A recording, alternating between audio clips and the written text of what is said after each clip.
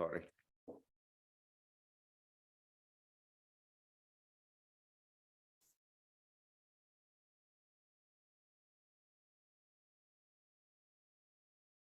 As we begin,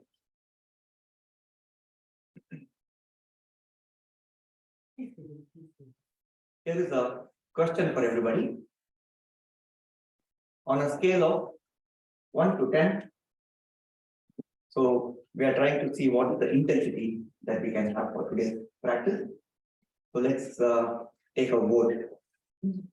What is the intense level that we want? Maybe for the first day, something in the middle. Okay. Yeah. 7. 7. Okay. Let's go for 7.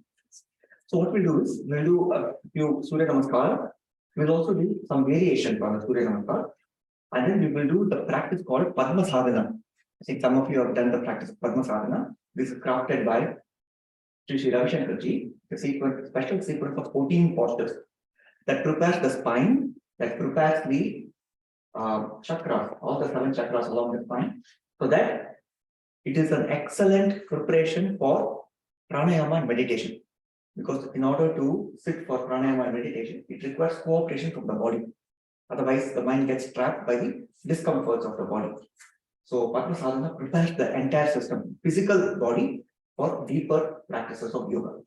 So let us stand in Samasthiti. We'll come to the front edge of the yoga mat. And let's make sure that the weight of the body is distributed equally on both feet. Arms are alongside the body. Locate the central axis. Now let's begin the first round of Surya Namaskara. We will join the palms together, hands are close to the heart center. So this is the first posture of the sun salutation. This is called Anjali Mudra, the prayer position, or also called the Namaskara Mudra. Second posture, let's raise both arms up, join the palms together, lengthen the spine, lengthen the arms, and gently arch back. Come back to center. And as you breathe out, bend forwards, as far down as it is comfortable to you, and hold the pose for 2 deep breaths. So the first 2 rounds, I will do along with you so that you can watch in case there's any question on the posture. So what we're going to do is bend the knees as much as needed and place the palms flat on the ground alongside the feet. The fingertips and the tips of the toes are in the same line. There is perfect alignment. Make sure that the palms are firmly planted on the ground. Carry the right leg back or as far back as possible, from the way back. Lower the right knee to the ground and look up. Ashwattham name of the posture, equestrian pose. Raise the right knee off the ground, straighten the right leg, carry the other leg back, bring the body to Dandasana, the plank pose. Hold the pose for a couple of deep breaths. Now what we're going to do is, you have a choice. You can either bend the elbows, bring the body flat and parallel to the ground. If this is difficult, lower the knees to the ground, shoulders to the ground, keep the hips raised in Ashtanga Namaskara. And then place the body fully flat on the ground. Then arch into the Cobra pose, Bhujangasana. Make sure feet are together, shoulders are rolled back. Distribute the arch evenly along the spine. Now come up on your toes and proceed to downward facing dog. Adho Mukha Svanasana, name of the posture.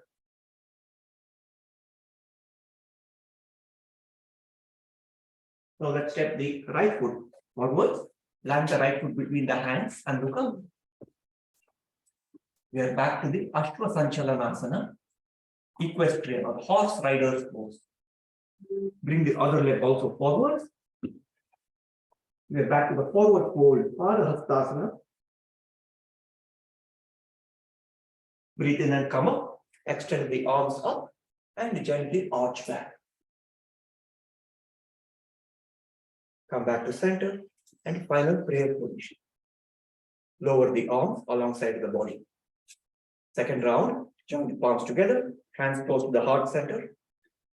Breathe in and extend the arms up, arch. Come back to center, bend forward, Padahastasana. And hold this pose for 2 deep breaths.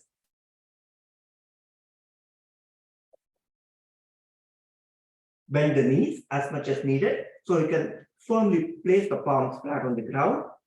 Align the fingertips on the tips of the toes. Carry the left leg back. Lower the left knee on the ground and look up. Now straighten the left leg. Carry the other leg back. Bring the body to the plank pose, Dandasana. Here, the head, pelvis, and the feet are collinear. Notice the strength building up along the arms, along the core of the body. Now, bend the elbows, bring the body flat and parallel to the ground, or you can lower the knees and shoulders to the ground. Place the body fully flat on the ground, and then arch cobra pose.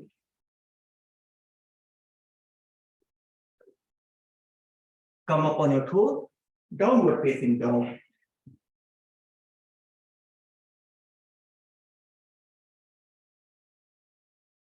Couple of deep breaths.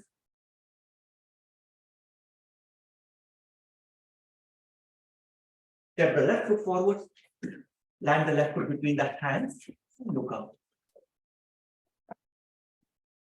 Bring the other leg also forward, straighten the knee.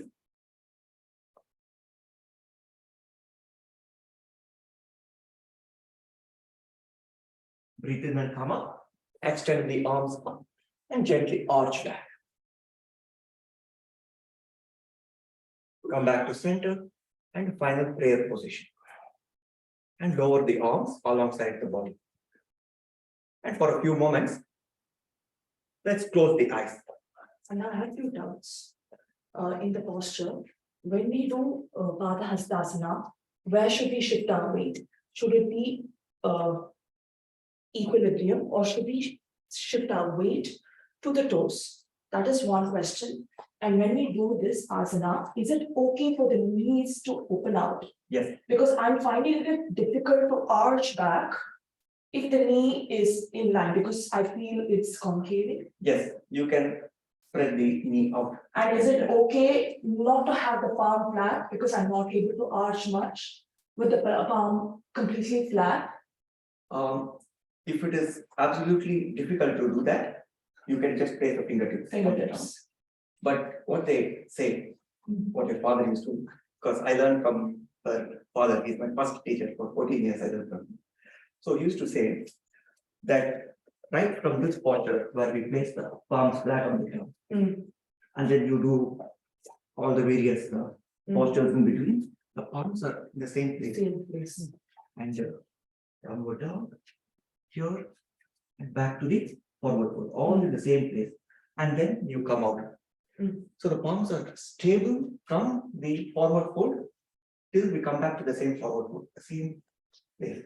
And in the back arch, is your head supposed to be in between the arms? Yes. Or is it okay for the head to drop off? And should these arms be completely stretched?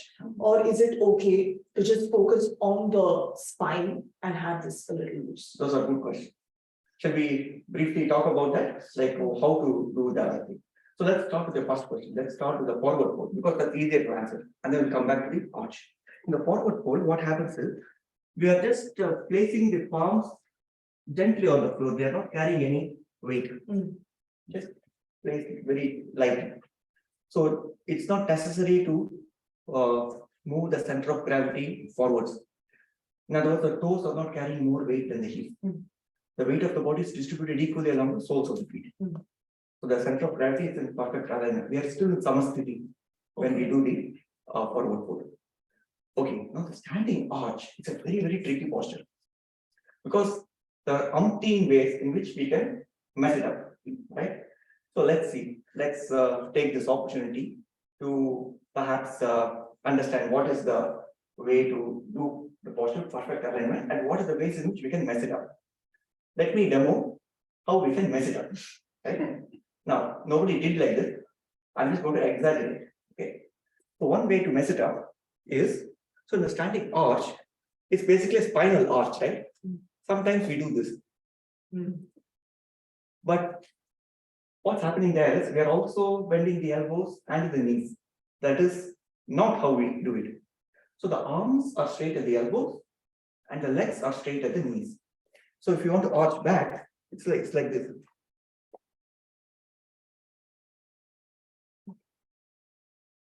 So we are never bending the elbows, not bending the knees.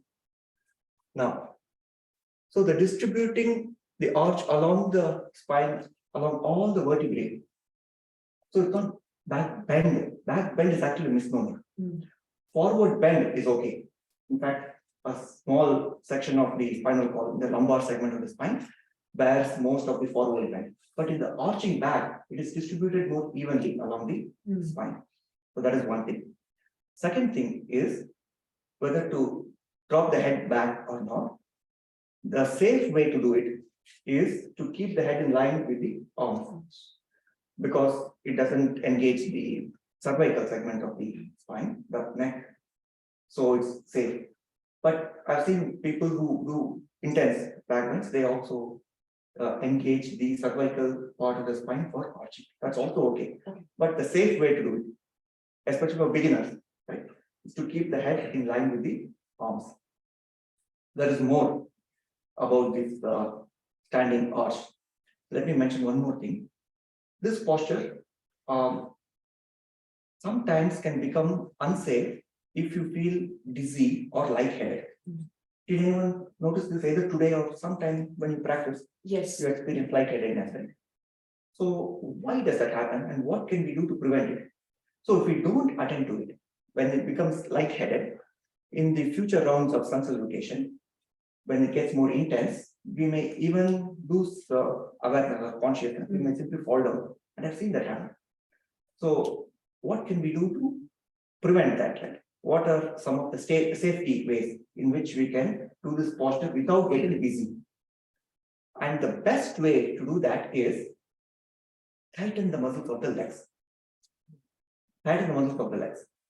How this helps is, you see, when we experience dizziness, when we arch back, the reason why it happens is the circulation is still not very brisk, it's sluggish. So all the blood supply is going to the lower extremity, to the feet. And there's not much circulation in the head region. So by tightening the muscles of the legs, what we're doing is we're activating a mechanism called the muscle pump. Muscle pump, because most of the veins in the body, they are embedded in muscle fibers.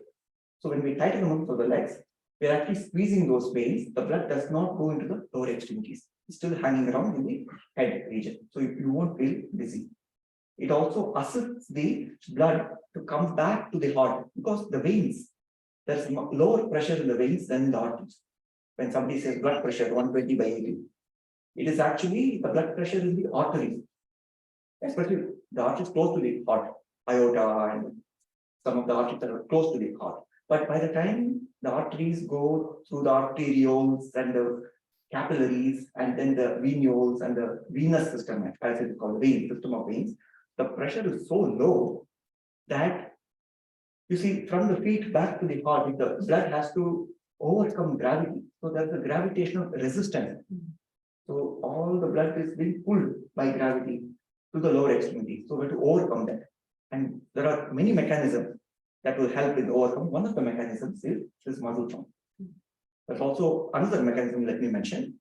It is called the respiratory pump. That means whenever we come out of the, because towards the end of the sun salutation, from the forward fold, we are coming up. This is where we feel dizzy. Because right now, the gravity is pulling all the blood down. And then we come out. This is where we feel dizzy. So when we come out, take a deep breath in, slow breath as you come out. What happens is, when deep breath in, we are expanding the rib cage. And whenever we expand the rib cage, that's when we allow the air to gush into the lungs, because the pressure is low in the thoracic cavity, right? Now, the heart is also situated in the thoracic cavity. So when we breathe in, expand the rib cage, it also creates low pressure in the heart region. So it sucks the blood from the lower extremities. So these are some of the things to keep in mind. And I have observed some people come up this way, but in Krishnamacharya's time, they specifically asked me to have the head in between the arms Interesting. and come up. Now that you said it opens up the rib cage, it actually does. When you do it this way, because there is an arch, the rib cages opens up versus coming. Because when you come up this way, you might curve the upper back. So the rib cage is more compressed. So when you swing and leave the arms and then come up along with the head, it automatically happens. Yes. So the dizziness will be less. And I also noticed that you pushed your pelvic region in That's front. one more thing to observe. That's the main thing. Why we do that? Why is the pelvic moving forwards? Because remember, in standing arch, we are taking the arms back. Something has to move forwards to align the center of gravity with the same vertical axis as the feet. So we have to push something forwards. Otherwise, the seesaw will be off balance. So it's the pelvis that we push forwards. Sometimes beginning students, they have a tendency to push the pelvis back. Something like this. Nobody did like this. I'm going to exaggerate. So it's like this. You see? So if we push the pelvis back, then we cannot send the arms further back. So the more we take the arms back, the more we actually push the pelvis forward. So it's like this. Little bit, if you want to arch, then you push the pelvis a little bit. But if you want to arch more, then you have to push the pelvis more forwards.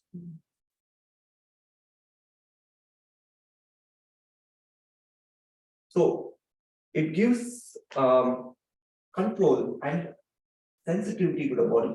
So you will know if I arch so much, how much should I send the pelvis forwards? All this you will get the knack of it. The weight in your feet is still equally distributed. Yes. In fact, that samasthiti is such an integral part of yoga practice. Even when we do other postures, for example, when we do a sideways bend like this, you may think that this foot is now going to carry more weight because most of the weight is on the right side. But what we do in yoga is we push the pelvis to the other side until both feet are carrying equal body weight. So that samasthiti is always there. So very, very important. So something to keep in mind. Or when we do spinal twist, for example, it's not that one leg is carrying more weight than the other. It is always samasthiti. We're always bringing the body to equilibrium. One comment that I've heard in some classes, which we were practicing in one of the victims, his back bend is like forward. Again, remember, back bend is not a bend really. It's an arch. Yes. That actually call it arching of the back. But bending forwards is forward fold. We can say that. Okay, so we're going to do 2 more rounds and then 2 more rounds after that with mantras. Okay.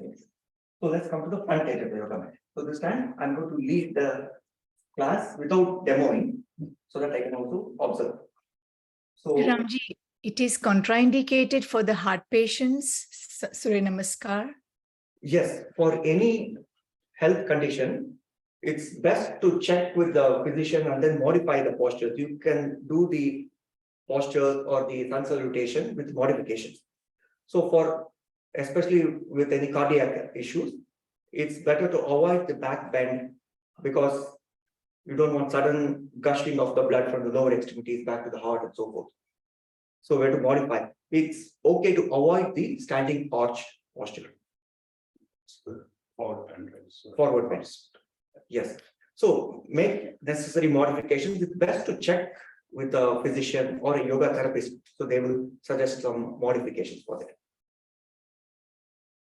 Okay. Come to the front edge of the yoga mat, arms alongside the body, standing tall. So the way to stand, it's described in the Bhagavad Gita. Samam kaya shiro grivam bharya achalam stiraha. That means the kaya, the front of the body, the head, and the neck are aligned in the same vertical. Let's join the palms together, hands close to the heart center. First posture of the sun salutation. Breathe in, extend the arms up, and gently arch back. Remember to push the pelvis forward Make sure that the arms are straight at the elbows, legs are straight at the knees. Now come back to center and bend forwards. As far down as you can comfortably reach. And then hold the pose for a couple of deep breaths. Notice the stretch you can feel along the back of the legs, the hamstrings and the calf muscles. Make sure it feels good. Remember, in yoga, the mantra is no pain, all gain. So bend the knees as much as needed and place the palms flat on the ground alongside the feet. Align the fingertips and the tips of the toes. And remember, from this position of the hands, till we come back to the forward fold, later in the Surya Namaskar, the palms are in the same place. Now carry the right leg back, as far back as possible, lower the right knee to the ground and look up. Asana. You can increase the effectiveness of the posture by pushing the pelvis forwards and looking further up. You are pushing the pelvis closer to the ground. Now straighten the right leg and carry the left leg also back. Bring the body to a straight line, inclined plane position. Plank, Dandasana. Let's hold the pose for a little longer. This posture strengthens the muscles of the arms, especially the tricep. And it also strengthens the deep core muscles. In fact, you get more core strength by doing this posture than doing the push-ups, not push-ups, the sit-ups. This posture strengthens the transversal abdomen, the deepest of the 4 layers of abdominal musculature. Now bend the elbows and bring the body flat and parallel to the ground, or you can lower the knees and shoulders to the ground. And then lower the entire body on the floor, arch into the cobra pose, head up, and then arch the chest and the lower back if that is comfortable to you. Make sure to keep the feet together, the big toes touch, heels touch. Make sure pelvis is on the ground. We are just peeling the upper body of the ground. Now come up on your toes and proceed to downward facing dog. The body is in the shape of an inverted V, inverted alphabet V.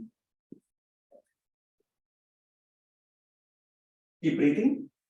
We can make the posture more effective by engaging the axial extension for the spine. That means we are lengthening the spine. Make the spine taller. As if the top of the head is trying to reach the floor between the hands. And the tailbone, the coccygeal segment of the spine, they're pulling up towards the sky. Now let's bring the right foot forwards, land the right foot between the hands and look up. The other knee is on the ground, and once again you look up. To make the posture more effective, bring the pelvis closer to the ground and look further up. It's almost an arching position. Now bring the other leg also forwards and straighten the knee.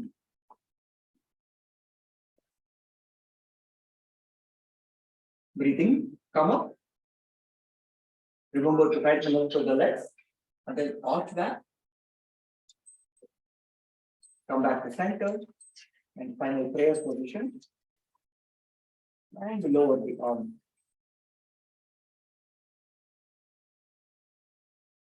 Notice how it feels at the end of the sun salutation. Now, we have been doing the sun salutation slowly. In fact, it's more effective. Doing it with perfect control rather than the jerky movements and doing it fast. This is more effective.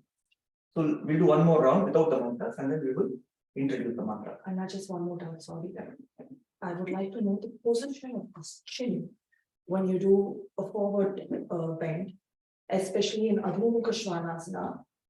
How is it supposed to be? Is the head supposed to be in the same angle, or is it okay to have a chin lock? Is it not? In fact, it's interesting that you mentioned that.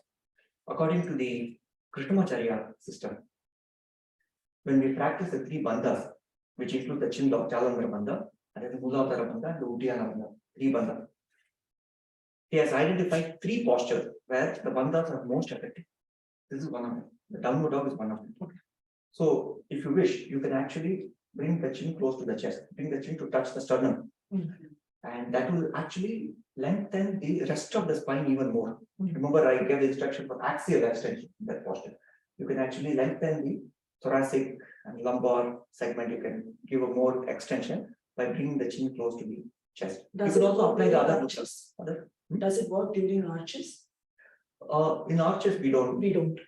We Okay. just keep the head in line with the arms or back if you're comfortable with that. Also, Krishnamacharya used to practice even some of the basic standing posture, Tadasana, for example, he used to do like this. Always engage the chin lock. And then lengthen the arm. And this is a mudra that's very special to the Krishnamacharya tradition. And then go over the arms like that. So engaging the chin lock, but especially in the downward dog, it's a good idea to do that. I think to be mindful is your respiration, right? You don't want to do a chin lock. That's a good point. Yeah. In fact, the chin lock should assist the respiration. Okay. Yes. It makes the ujjayi easier. Okay. It's a good idea to breathe ujjayi. If you know the ujjayi pranayama, to use that in the sun salutation. Is it better to spread the fingers in the toes? Yes, it gives better balance. Yeah. So spreading the fingers, there's more space. So there's more stability, more thiram in the posture. Sriramji, why chin lock during Tadasana, during mountain pose? I thought the mountain pose is like a very, grounding at the same time reaching the peak. So the moment the chin is down, how can we reach the peak with a head with a Sahasrara? So according to the Krishnamacharya tradition, the objective of Tadasana is to lengthen the spine, make the spine as tall as possible. Not the arms, not the rest of the body. The action is in the spine. In fact, the spine is called the mountain, Merudanda mountain. And so when you lengthen the spine like this without the chin lock, you will notice you can actually eke out a little more axial extension by bringing the chin closer to the chest. The rest of the spine, you can extend, lengthen it a little bit more. In fact, it assists the stretch, assists the decompression of the spine. Because when you lengthen the spine, the pressure along the intervertebral discs between two adjacent vertebrae, it is reduced. We are creating more space in the system. In fact, when we study the Yoga Sutras around asana, one of the words that Patanjali uses is sukham. We are all familiar with the word sukham, right? What does sukham mean? What does sukham mean? Comfortable. That's what we know, right? But there's a deeper meaning. If you probe into the deeper meaning of the word sukham, kham means space. Oh. Kham means space. Sukham means comfortable space. You have nice space, you can do what you want. Dukkham is the opposite. It's a restricted space. So that you are not free. There's no kaivalyam there. There's no freedom. And you're restricted. So it's like caging a bird. It doesn't feel very good. It wants to soar and fly. So giving ourselves enough space, that is sukham. So whenever you feel happy, you notice some expansion within, right? You can feel, that's why when somebody is victorious, they do this victory, victorious. They don't do, oh, I won. Victory is always associated with expansion. Victorious, the ujjayi, expansion. So, in fact, the word kham as space is used in many classic Bhagavad Gita. There's a shloka. What's the shloka? Bhumirapo analo vayuhu kham mano buddhi revacha. Bhumirapo analo vayuhu kham. Kham is space. So this shloka appears in the 7th chapter, Bhagavad Gita, 6th or 7th verse, the 7th chapter. So he uses the word kham for space. So sukham, comfortable space. Dukkham, restricted space. That's why we feel claustrophobic. We don't have the freedom to express ourselves. Okay, shall we get ready for the next rounds? We'll come to the front edge of the yoga mat, carrying the feet together. Let's join the palms together, hands close to the heart center. Let's take a couple of moments to settle the body and the mind. Locate the central axis. Samasthiti, weight of the body distributed equally on both feet. Let's begin. Breathe in, extend the arms up, lengthen the spine, lengthen the arms. Gently arch back as you push your pelvis forwards. Come back to center and bend forwards as far down as you can comfortably reach. Hold the pose for 2 deep breaths. You notice with each round of Surya Namaskar, we are able to bend forwards a little more. We are increasing our flexibility in just a few rounds of Surya Namaskar. Now bend the knees if needed. So you can place the palms flat on the ground alongside the feet, align the fingertips and tips of the toes, and carry the left leg back. Far back at forward, left knee on the ground and lift up. Now straighten the left leg and carry the other leg back, bring the body to a straight line, inclined plane. Head, pelvis, and the feet are collinear. And take a few moments to notice the strength building up along the arms and the strength building up along the core. You notice, although this posture looks very easy from the outside, when we hold the pose, we discover, oh, it requires some strength. Now let's bend the elbows, bring the body flat and parallel to the ground, or lower the knees and shoulders to the ground, keep the hips raised. And then lower the entire body flat on the ground. Then arch into the cobra pose. Bhujangasana. Pelvis is on the ground. We are feeling only the upper body. So here also, there are multiple ways in which we can go off alignment. So let's hold this pose and see what all we can do. Make sure first the feet are together. The elbows are close to the body. They are not away from the body. Like my teacher, Subramanian sir, whenever he sees people with the elbows away from the body, he will say, means like a cockroach. The elbows are in line with the body and arch is distributed equally along the spine. Now come up on your toes and proceed to downward facing dog. Hold the downward dog for few deep breaths. If you wish, you can engage the Jalantara Bandha, where we lock the chin to the chest, bring the chin to touch the sternum, if that is comfortable. Make sure that the arms are straight at the elbows. Now let's step the left foot forwards, land the left foot between that hand and the pass. Bring the other leg also forward and straighten the knees, the forward fold. Couple of deep breaths here.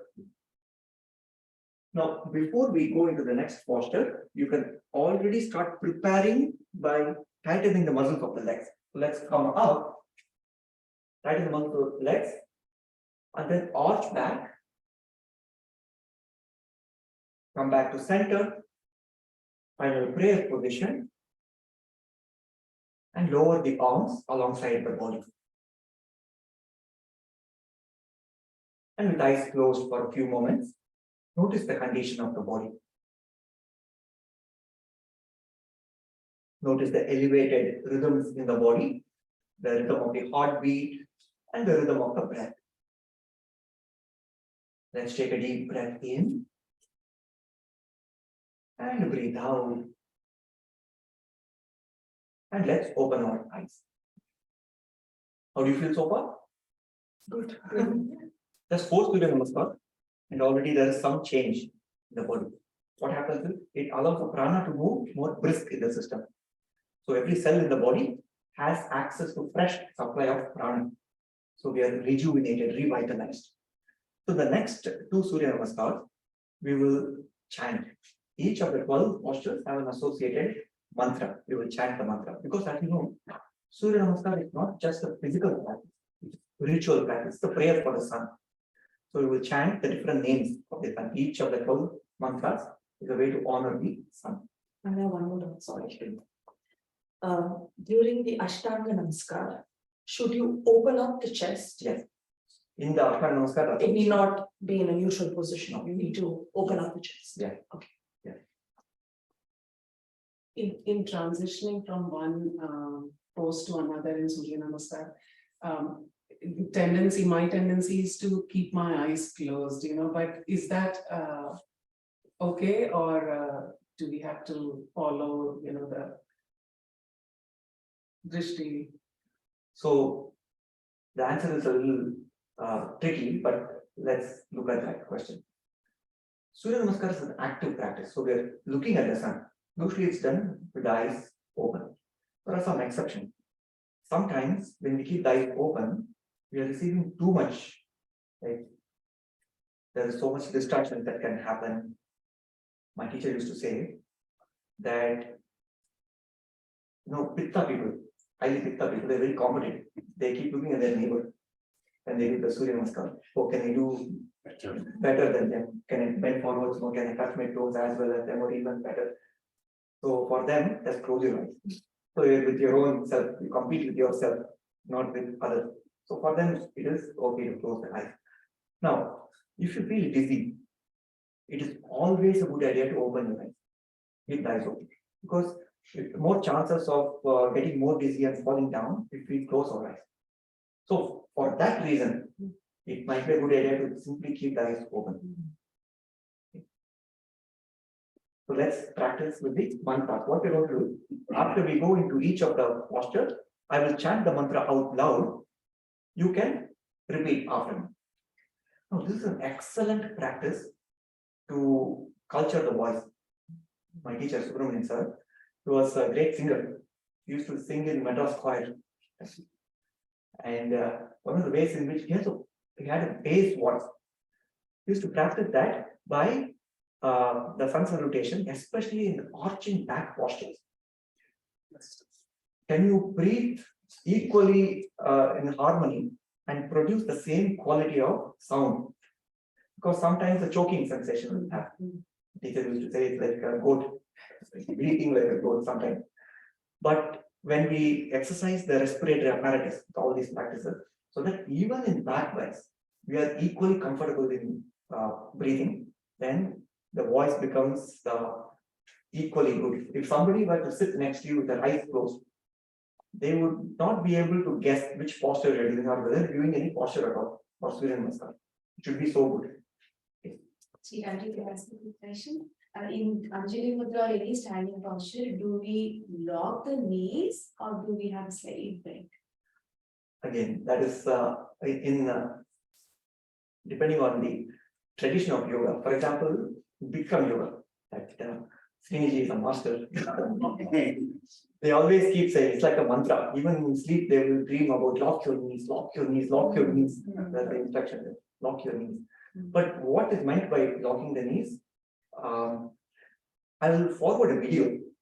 It's a short 4-minute YouTube video that this question is addressed by Leslie Kaminoff. He is the author of the book Yoga Anatomy.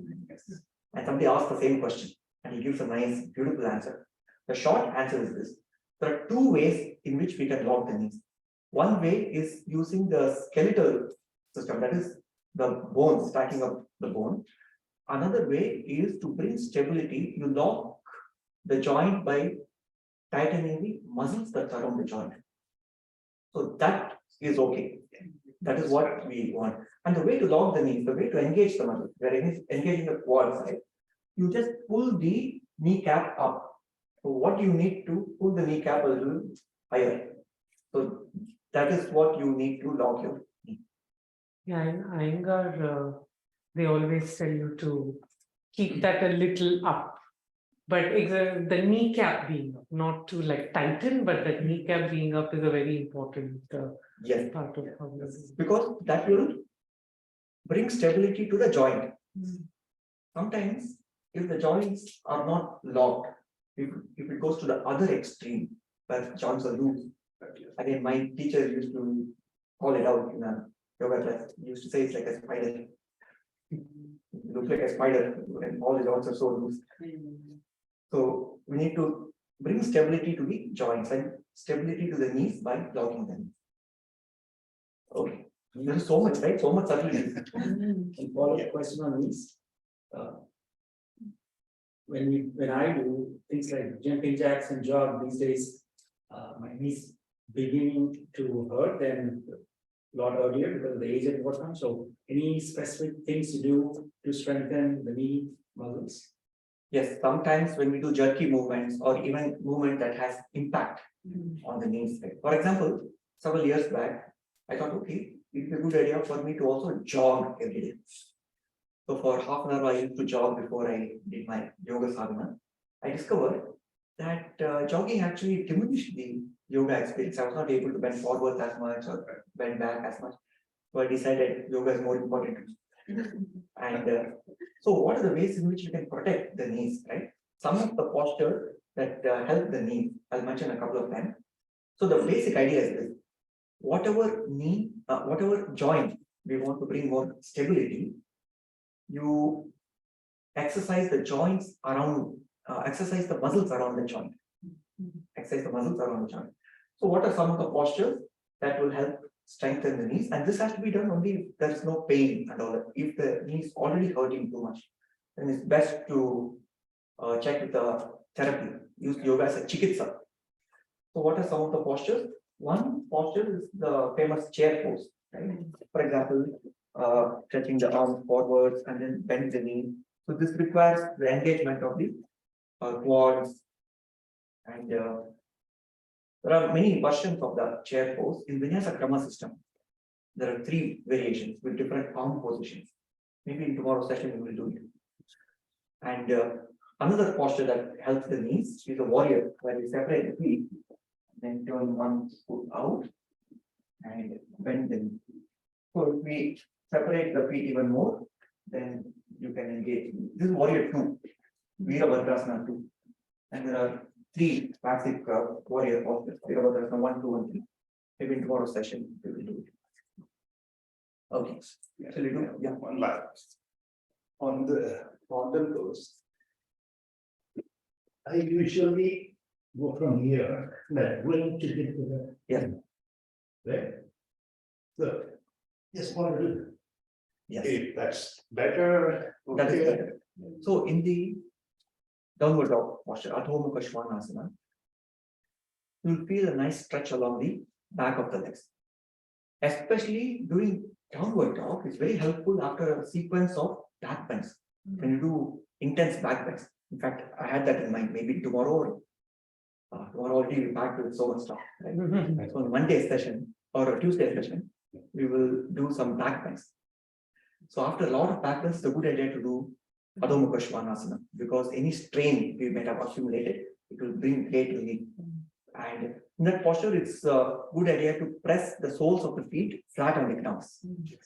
If it is not possible, then you can walk the feet just like how we demonstrated. Walk the feet close to the hands and press the heels closer to the ground. But won't you lose the elongation of the spine at that time? Like It makes it better. it makes it The better? thing is, with continued practice, you no longer need that. Okay. But in the beginning, where we are not able to press the soles of the feet flat, it's a good idea to walk the feet, because we want to bring more stretch to the hamstrings and the calf muscle. Okay. So it will help with that. This posture is also the variety of ways in which we can go off alignment and can also cause some injury. In fact, this is one of those postures. 10 years back, there was a book that came out. William Broad was the author. He published a book. I forget the name of. Anyone remembers? I think it was some yoga injury or something like that. So they documented Not to do that. how not to do posture. And this posture is one of those places where a lot of injury can happen. And so let me briefly talk about that and how to bring more stability. It has to do with the shoulder joints. So this posture can injure the shoulder, especially the rotator cuff. Rotator cuff, 4 muscles in the rotator cuff. There's one muscle called teres minor. It's the smallest of the 4 rotator cuff muscles. So let me give a quick demo. So before I demo the downward dog, let me show a demo about the shoulder. Okay. There is something called external rotation versus internal rotation. I'm going to give a demo of external internal rotation. Imagine I'm doing downward dog and my palms are on the ground. It's like this. It's firmly, stably planted on the ground. Now, external rotation means rotating the shoulder like this. So the eye of the elbow piece of the elbow is pointing up. Internal rotation is like this. See, we are not moving the palm, it's not like this. Yeah. Because it's firmly planted on the ground. Okay.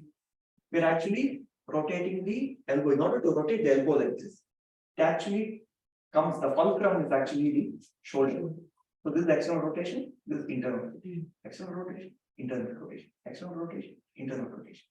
Now, if you look at some of the old books on yoga, classic books like EkaShri's Light on Yoga, he does the downward dog with internal rotation. He's a great yogi, he can afford to do that. Beginners, if they attempt to do that posture with internal rotation, chances are that it puts too much strain on the rotator cuff. So they suggest do external rotation. External rotation will actually bring more stability to the shoulders, but you cannot go as far as how you see the pictures of EkaShri. So with lot of practice, you can slowly bring in the internal rotation, but they suggest for safety's sake, especially in the beginning, first 2 or 5 or 6 or 10 or 20 years of yoga, do with external rotation. Yeah, 7 years is the benchmark, right? Yeah. It depends. Today we're going to talk in the afternoon session. How do we measure the quality of our yoga practice? There are 4 ingredients where the quality of abhyasa, we're going to talk about that. And based on that, it depends on, it could be 7 years, it could be 7 months, it could be 20 years, depending on how the quality of our practice was. So how does the downward dog look with external and internal rotation? So here, this is external rotation, this is internal rotation. You see, external rotation, internal rotation, external rotation, internal rotation. With external rotation, this is the maximum I can go. Okay. You see, I cannot go beyond that. With internal rotation, I can go much more than yes. Okay. You see, in fact, with after I warm up, you can even place the top of the head on the ground. You can even carry some body weight. But again, that puts a lot of strain on the shoulders.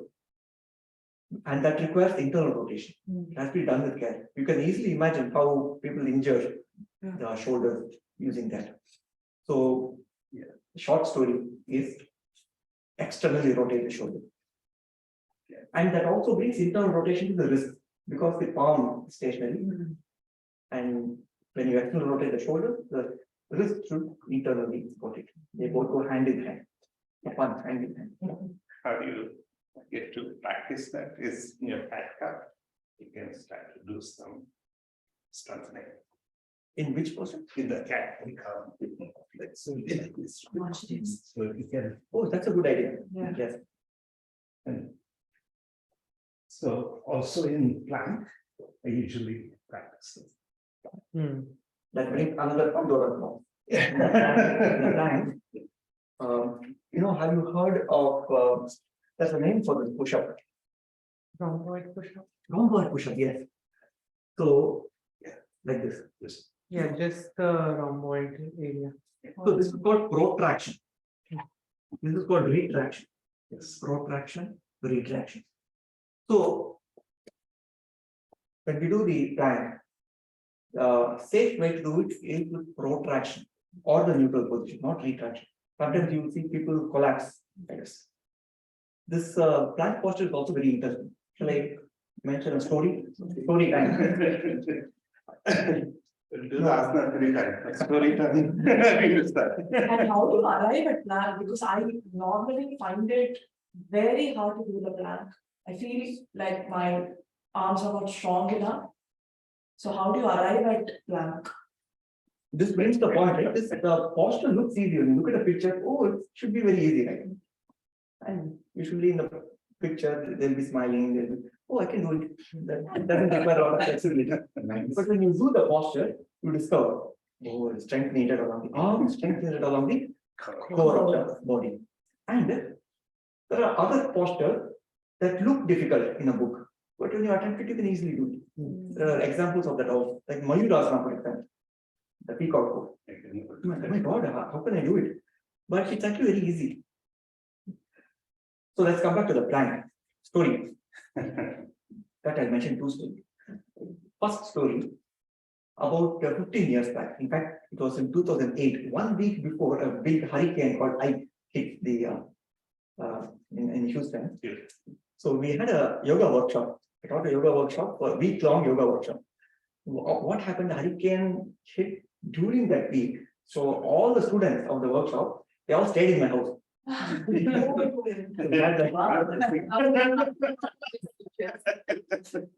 So we all did the yoga. The whole workshop was in the same day.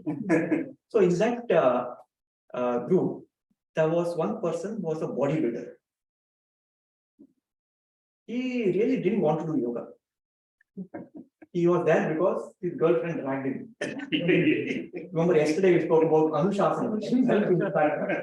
So let's just say that it was not Anushasana. It was Shasana. So he was dragging. He didn't want to do yoga. Big bodybuilder, a lot of muscle. And he thought, oh, yoga is for ladies. Not for Too me. feminine. So he was there. And then while doing the sun salutation, so there was a time, usually when we practice the plank or the downward dog, I give the instruction, let's hold for a few breaths, right? Let's hold the posture. When we're holding the posture, this person was actually shaking, the whole body was vibrating because he didn't have the strength to hold. Remember, it's not just the muscular strength along the triceps and biceps, it's also the core strength. And when we're holding that posture, at some point, he could no longer bear the pain. He just fell down, fell down. And it made a big bruise on the ego. Right? So after that, the next day, that was before the hurricane, next day he disappeared from me. He thought, oh my God, I lost. He felt a sensation of defeat. And he disappeared. And fortunately, the next day he came. The third day of the session, he came and he said, oh yeah, I really want to strengthen my core as well. And then he was saying, usually to strengthen the core, they do hundreds of sit-ups. Yes. But sit-ups, they exercise only the superficial core muscles, rectus abdominis. So there are 4 layers to the abdominal musculature. Transversus abdominis is the deepest, it's like a belt. That is the muscle we use in Kapalabhati. When you forcefully exhale, we use that muscle. So that's why when we practice plank, it actually helps in Kapalabhati. Okay. So that's a deep core muscle. And then you have the obliques, external and internal obliques, the second and third layer. And outside of that is the rectus abdominis, which is called the 6-pack muscle. Right? That's what we develop in sit-ups. It's like a tie. So we have a belt and a tie when we were born. Came with all these things. So using a lot of sit-ups, only the superficial core muscle, the rectus abdominis, we are strengthening. In order to strengthen the deep core muscles, we need to do plank and its variation. What are the variations? You can do Chaturanga Dandasana, where you bend the elbows, bring the body flat and parallel to the ground.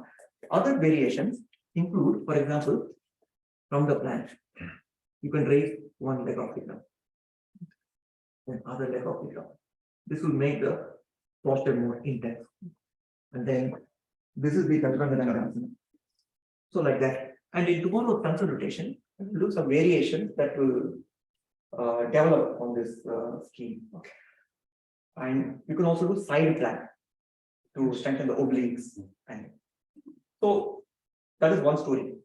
Happily, he continued his yoga practice and he also became a yoga teacher. So inspired by yoga practice. So sometimes even dragging somebody to the yoga class might help, it might transform them. Right? All is that's a good way to Transform.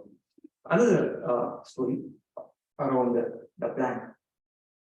When I was working in Apple, so I worked for Apple for 6 years. So they used to have a nice wellness center and they used to give a free annual fitness checkups. So the first year when I was at Apple, in addition to doing all the BP check and all that, they also do fitness. How much can you? So they said, can you reach your toes? I said, yeah, I can do that. How long? And then I did this. Wow, it must be fit. And then they make you stand, make you do sit-ups. And how many sit-ups can you do? So for the first year, when I went for a fitness check, they asked me to do sit-up one after another. And how many can you do? So I was able to do some 50 or 60 or something, because I don't exercise that too much. The next year when I went, they said, okay, we are going to check the strength of your core. I want you to hold the plank. How long can you hold the plank? And I was surprised. Last year you asked me to do sit-ups, and now you change your mind. What is the reason? And then they said, oh, apparently in the American fitness, there's some big governing body that decides what tests to administer and all that. They said it's a better check for the abdominal strength to check the deep core muscle strength rather than the rectus abdominis. And it is also safer, because when people do sit-ups using jerky movements, it can also bring too much strain in the lower back. So it's safer to hold the plank, and it also measures the deep core strength. So plank is so beneficial. Okay, let's come back to the standing position. So we're going to do mantra. Each posture, when we hold, I'll chant the mantra out loud, and then you can repeat after me. Let's join the palms together, hands close to the heart center in the Anjali Mudra, and you can repeat after me. Om Mitraya Namaha.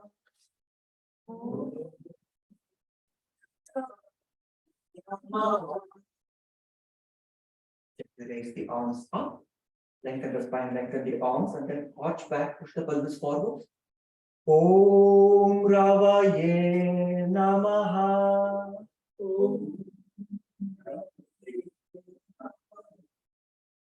Right forwards, all the way down, forward fold. Om Suryaya Namaha.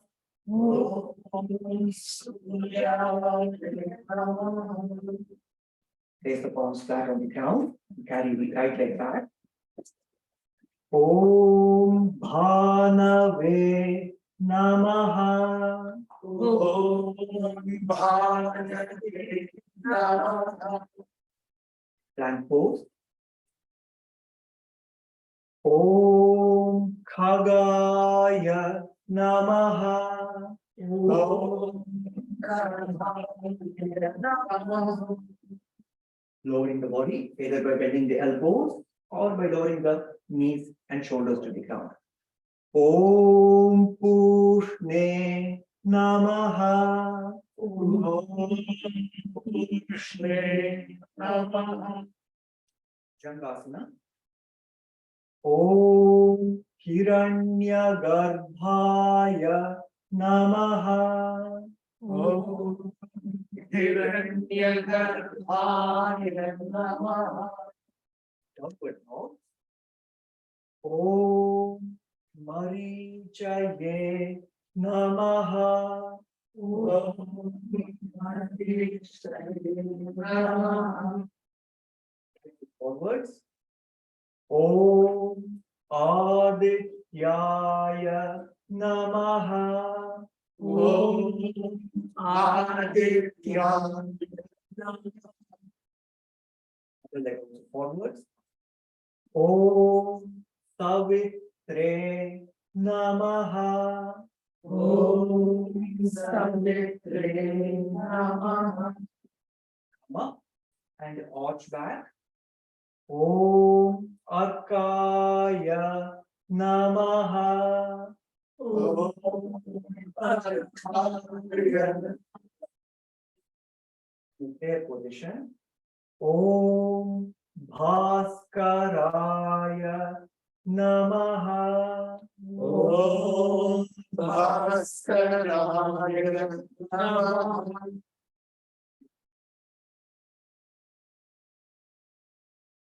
Some posture was a little more difficult to chant out loud. We'll do one more round with the Arkaya Namaha, Ravaya Namaha, and even Hiranyagarbhaya Namaha. Yeah. And that Hiranyagarbhaya Namaha is a long one. So maybe deliberate with them, maybe. Right? So the time Samstiti, Anjali Mudra. Om Mitraya Namaha. Om Mitraya Namaha. Keep the arms up. Right? Om Ravaye Namaha. Om Ravaye Namaha. And forwards. Om Suryaya Namaha. Om Left leg back. Om Bhanave Namaha. Om Bhanave Namaha. Thankful. Om Khagaya Namaha. Om Khagaya Namaha. Lowering the body, either in Ashtanga Namaskara or Chaturanga Dandasana. Om Pushne Namaha. Om Pushne Namaha. Om Hiranyagarbhaya Namaha. Om Hiranyagarbhaya Namaha. Downward dog. Om Marichaye Namaha. Om Marichaye Namaha. Left leg forwards. Om Adityaya Namaha. Om Adityaya Namaha. Other leg also forward. Om Savitre Namaha. Om Savitre Namaha. Up and arch back. Om Arkaya Namaha. Om Arthaya Namaha. In a prayer position. Om Bhaskaraya Namaha. Om Bhaskaraya Namaha. Lower the arms alongside the body. Let's separate the feet about 6 feet apart and remain with eyes closed.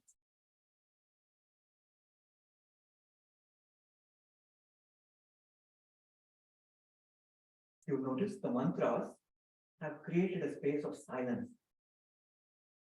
Sound creates a space of silence.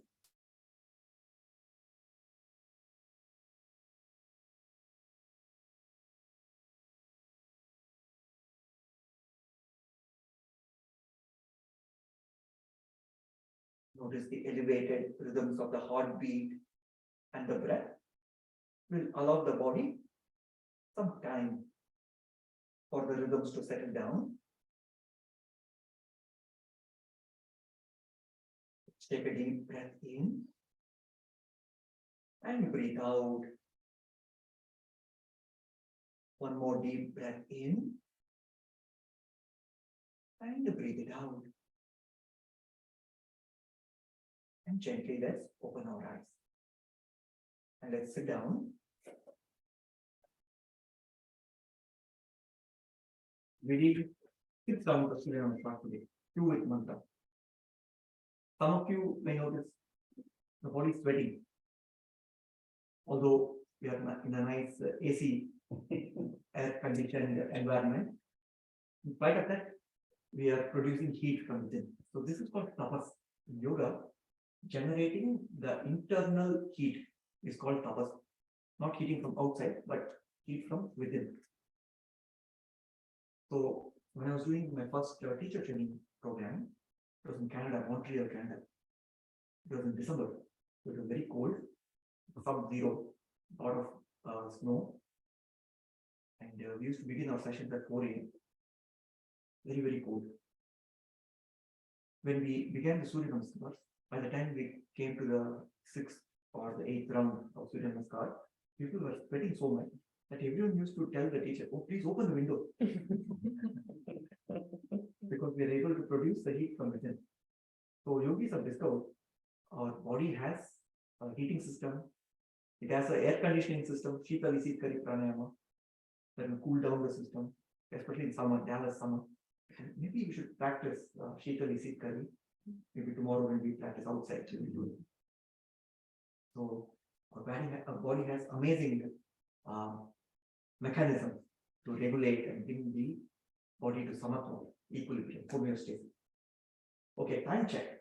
The time is 9:12 now. I was trying to close by 9:30. So Padma Sadhana, maybe we should do it tomorrow. What can we do in the next 18 minutes? Shall we do a pranayama? And a few minutes of meditation? Okay. So the pranayama we will do. How many of us know Ujjayi? Ujjayi pranayama. In Ujjayi, what we do in Ujjayi, Jaya means victory, victorious breath. Ut means to raise. Ut. So this elevates the quality of awareness. Ujjayi pranayama elevates the quality of awareness. At the same time, it brings a victory over the monkey mind. So that is why it's called Ujjayi, Ujjayi pranayama. The way we do Ujjayi is by constricting the back of the throat, the glottis region, just behind the voice box, glottis, epiglottis region. When we constrict the back of the throat, then the bottleneck, this becomes like a bottleneck. It creates, it's like a little nozzle. So when you allow air to flow in that little nozzle, it produces some sound. It's like a hissing sound, like the sound of the waves in an ocean.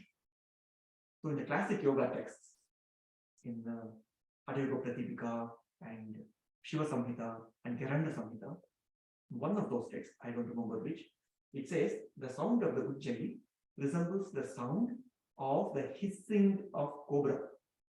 Unfortunately, we don't have opportunities to. We don't have too many cobras. Maybe here, I don't know. So we can think of the hissing sound of the waves in an ocean. So let me stand up and try to exaggerate the sound so that everyone can hear. It's like this. That was the breathing in, the same sound breathing out. Is it audible? Yeah, so wow, that was, I really thought it was from a radio or something. I suddenly couldn't believe it. Sorry, please continue. So that was exaggerating. I was exaggerating the sound. You don't need to do so loud. You should be able to hear. Perhaps your neighbor may not be able to hear. So it's a soft snoring. It's almost like a snoring sound. And you use the back of the throat as a bottleneck. Now, this is such a powerful practice. We are going to do something more. This is just the basis of the pranayama that we're going to do. What we're going to do is called Samantraka pranayama, and I'll guide that practice. So in Ujjayi, what happens? The benefit of Ujjayi is, there's a very long nerve in the body called vagus nerve. So anyone knows why it is so special? Anyone would like to share? The parasympathetic, sympathetic. Exactly. So we have two different networks of nerves in the body. Actually, the whole nervous system can be classified and categorized. So the autonomic aspect of the nervous system that regulates the organs of the body for involuntary functioning, like heartbeat and digestion. Like we don't put, today to-do list. I want to make sure I breathe every day. I want to make sure I keep pumping my heart. It happens involuntarily. So the autonomic nervous system regulates all this involuntary function. And there are two branches to it. One is the sympathetic. Sympathetic branch is the one that energizes the system. Parasympathetic is the one that relaxes the system. And the longest nerve in the parasympathetic nervous system is the vagus nerve. It starts from the cranium. It's called CN10, cranial nerve number 10. It actually exits from the base of the cranium and it innervates all the vital organs of the body. The lungs, the digestive organs, the diaphragm, and even the muscles of the heart. So it's a very important nerve. It's called vagus nerve because it comes from the root word vagabond. That means it's wandering throughout the body. Wandering throughout the body. It's a very long, second longest nerve in the body, and the longest nerve in the autonomic nervous system. You know which is the longest nerve in the body? The sciatic nerve. You have got a sciatica, right? So it goes all the way in the legs. So in the autonomic nervous system, the vagus nerve is the longest. And the vagus nerve also goes behind the voice box. So from the cranial C and 10, it comes down and behind the voice box. When we produce the ujjayi breath, when you produce the sound, we're actually activating the vagus nerve. So it triggers the relaxation response. If the mind is agitated, the mind is stressed, just a few rounds of ujjayi and it calms down the system because it triggers the relaxation, rest and relax response. It will trigger that, and you will notice that experience. So before we do the actual pranayama that I had in mind, let's practice ujjayi to make sure everyone is confident of how to do it. So let's sit with the spine in the upright position. You can sit in any comfortable posture. The regular, this was Sukhasana. You can also sit in Padmasana if that is in your practice, or you can sit in Vajrasana if that is comfortable to you. Sit in any of the postures that will help the spine to be in upright position, spine in neutral position. Yeah, sometimes I see people putting only one leg on top of that. Like a bruise in this. Is that also? Like fire log? Yeah, that is also okay. There are a few classic meditative postures. For example, if you do Padmasana, do you place the right leg up and the left leg? They say if you do like this, next day, make sure you do the opposite. So the left leg and then the right. You bring the balance. Otherwise, it will go lopsided. And I think it's called spinal scoliosis, where the spine deviates from the vertical axis. So there are other postures. For example, also Swastikasana, where you stand with one foot behind the knee of the other leg, and with the other foot like this, Swastikasana. It's also a nice meditative posture. Especially yogis in very cold climates, high up in the Himalayas. They used to do this because it will prevent the feet from getting too cold. Jesus, It's actually a nice posture. Krishnamacharya's favorite was Vajrasana. The reason why he used to recommend Vajrasana is you don't have to worry about which leg to put and which leg. This is a symmetric posture. Symmetry comes in this posture. So body is more in samatvam, equilibrium position. But of course, it requires some practice because after 5 minutes, you can notice some discomfort along the ankles. May have to adjust the posture. It makes it very easy to keep the spine straight. Otherwise, we start hunching up. This posture strengthens the spine. That is why it's called Vajra. Vajra means diamond. Why is this posture diamond? Does it look like a diamond? No, it makes the spine as strong as a diamond. Diamond is the strongest, the hardest substance, right? You know the story about sage Dadichi? Story time. So there was a big demon called Vritra. You have heard the name Vritra? So there was a war between Vritra and Indra. Vritra was a very notorious, you can say a terrorist of his time. He was doing all kinds of damage. He had a big ego, and then he did some tapas. So this brings the point. Some people do tapas to gain some selfish benefits, and they will use those benefits for destruction in the society. So Vritra was like that, and by doing a lot of tapas, he asked Brahma a boon. I want to live forever. Brahma says, no, I won't give that to anybody. But what you can do, Brahma said, give me a list of what all situations that will not kill you.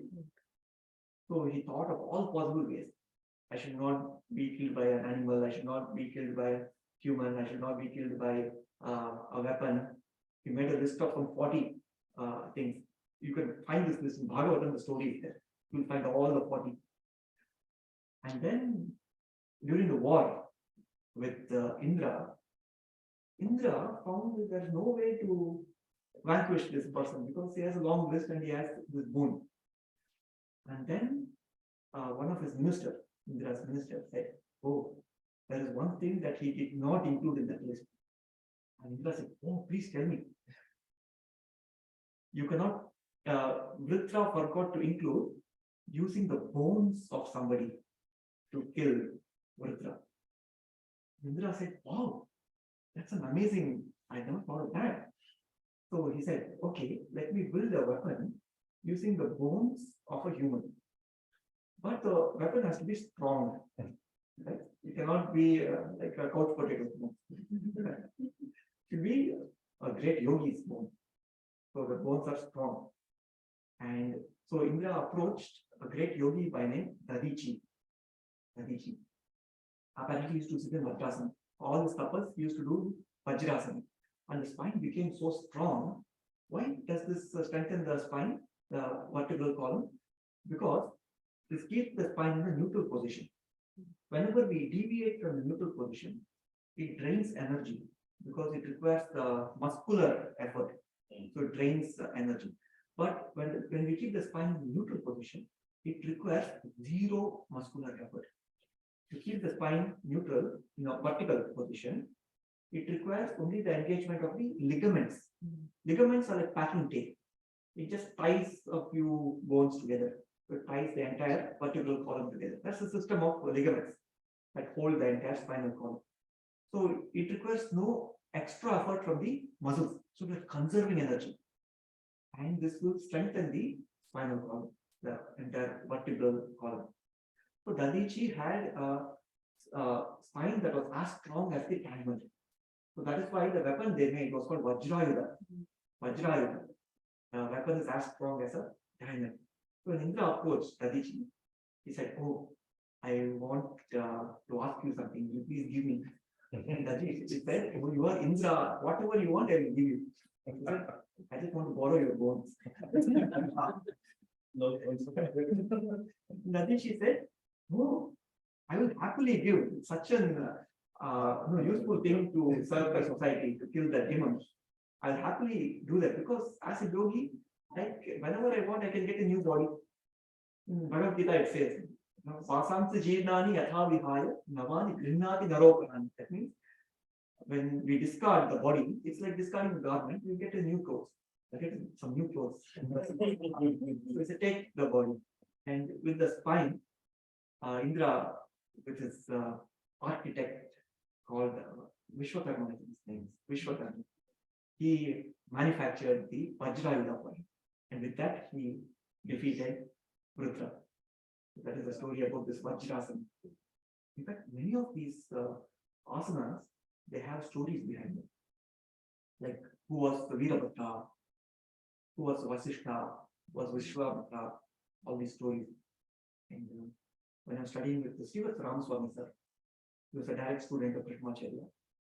So after the afternoon hour, the lunch, when we were doing teacher training with him, he said, "Okay, afternoon we'll make the story then." And he will give a lot of stories around these asanas. So this is Vajrasana. So we are going to do, so we will practice. I think everyone is comfortable with Ujjayi. Yeah. Anna, Ujjayi, again, position of the chin, you can't do it with the chin lock. Actually, with chin lock it Or becomes you can, better. it's better. Yes. Better, yes. But in the pranayama that we are going to do now, may not be necessary. So what we are going to do, there are 4 phases of the breathing cycle. Breathing in, holding the breath, breathing out, and holding the breath. 4 phases of the breathing cycle. Now, one of the definitions we will see later, either today or tomorrow session, pranayama, bahya, vyantara, stambha, vritti, desha, kala, sankhya, paridrishto, dirgha, sukshma. That means bahya, which is out breath, antar, abhyantara, which means in breath, and then stambha vritti. Stambha means breath retention. Either the breathing in and hold or breathing out and hold. We have to regulate that by timing it. So timing the in breath, timing the breath hold, timing the out breath, timing the breath hold. How can you time it? There are many ways to do that. You can count or you can chant a mantra many times, or so there are many ways in which you can measure. So samantraka pranayama is we use mantras in order to time our 4 phases of breathing cycle. Shall we do that now? So the standard way that is done in the Krishnamacharya system. Krishnamacharya selected the Gayatri mantra. So the Gayatri mantra has 3 parts. There is a part which is called the Vyahruti, which goes Om Bhu, Om Bhuvaha, Om Suvaha, Om Mahaha, Om Janaha, Om Tapaha, Om Satyam, 7 Vyahruti. And then the actual Gayatri. Om Tatsa Vidurvarenyam Bhargo Devasya Dhimahi Dhiyo Yona Prachodayat. And then the Shira, which is Oma Pojo Tiraso Amritam Brahmabhurvu Vasuvarom. So when we breathe in, we will time it using the Vyahruti, the first segment. And the breath hold will be the Gayatri. Breathing out will be the Shiras. And the breath hold after that will be Om Shanti Shanti Shanti. So this is the practice we are going to do. So we are combining pranayama with japa, repeated practice of the mantra. That's what we are going to do. And remember, when we breathe in and breathe out, use Ujjayi. Shall we do this practice? Okay. So position the body in whatever posture so that the spine is upright. Spine is in neutral position.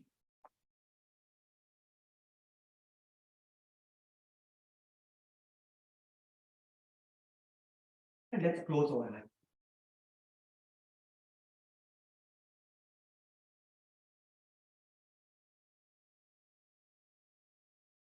Allow the body to relax, especially if there is any tension in the shoulder, neck, or the forehead. Relax these areas.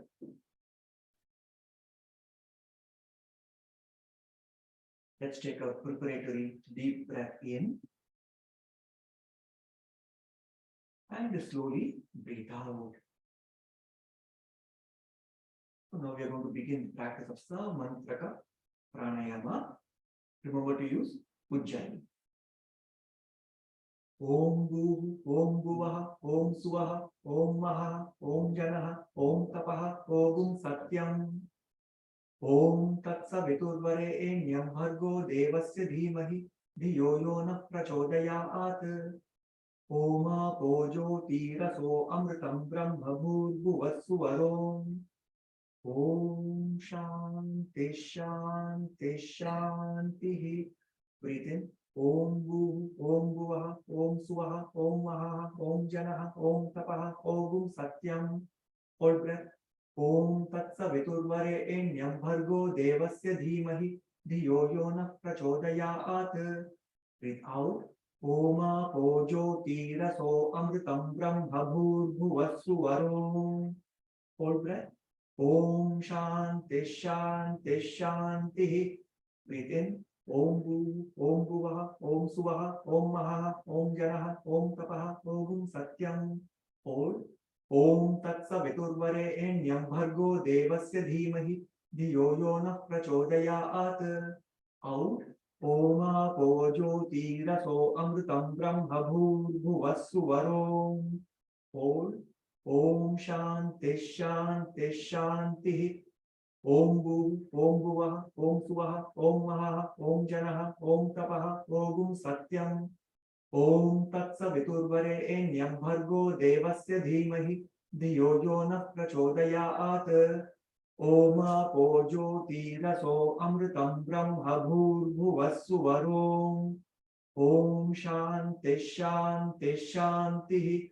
Om Bhu, Om Bhuvaha, Om Suvaha, Om Mahaha, Om Janaha, Om Tapaha, Om Satyam. Om Tatsa Viturvarenyam Bhargo Devasya Dhimahi Dhiyo Yona Prachodayat. Oma Pojo Tiraso Amritam Brahma Bhurvasuvarom. Om Shanti Shanti Shanti. Om Bhu, Om Bhuvaha, Om Suvaha, Om Mahaha, Om Janaha, Om Tapaha, Om Satyam. Om Tatsaviturvarenyam Bhargo Devasya Dhimahi Dhiyo yo na prachodayat. Om Apo Jyotiraso Amritam Brahma Bhuvassuvarom. Om Shanti Shanti Shanti. Om Bhu Om Bhuva Om Suvaha Om Maha Om Janaha Om Tapaha Om Satyam. Om Tatsaviturvarenyam Bhargo Devasya Dhimahi Dhiyo yo na prachodayat. Om Apo Jyotiraso Amritam Brahma Bhuvassuvarom. Om Shanti Shanti Shanti. Om Bhu Om Bhuvaha Om Suvaha Om Maha Om Janaha Om Tapaha Om Satyam. Om Tatsaviturvarenyam Bhargo Devasya Dhimahi Dhiyo yo na prachodayat. Om Apo Jyotiraso Amritam Brahma Bhuvassuvarom. Om Shanti Shanti Shanti. Om Bhu Om Bhuvaha Om Suvaha Om Maha Om Janaha Om Tapaha Om Satyam. Om Tatsaviturvarenyam Bhargo Devasya Dhimahi Dhiyo yo na prachodayat. Om Apo Jyotiraso Amritam Brahma Bhuvassuvarom. Om Shanti Shanti Shanti. Remain with eyes closed and allow the breath to return to its normal form.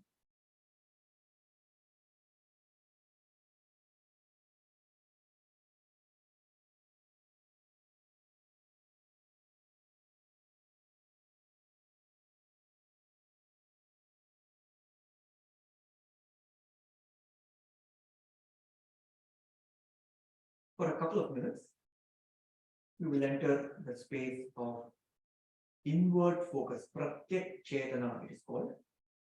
Pratyak Chetana, bringing our awareness towards the self.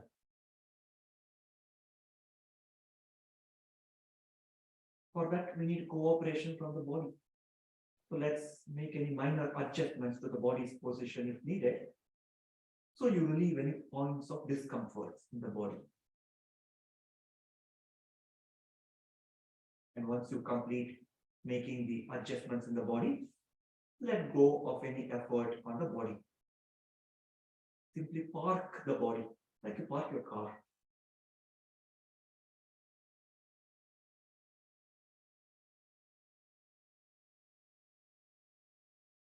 Bring the awareness to the heart center.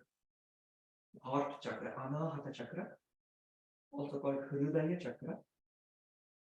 This is not the physical heart, but it is the center of the chest.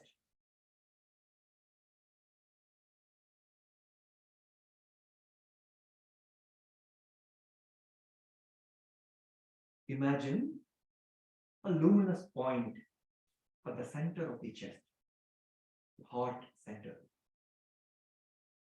Right, luminous point.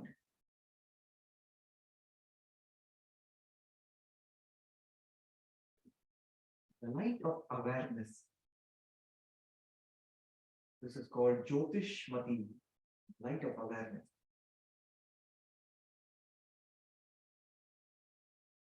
Place the Jyotishmati at the center of the chest.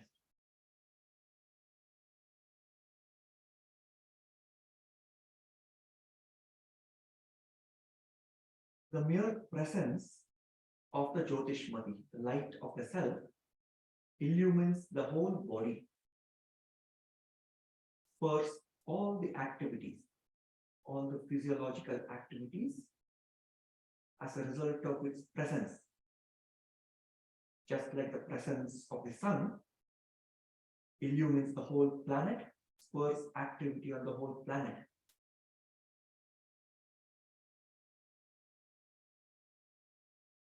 Imagine that the rays of light from the Jyotishmati percolate throughout the body,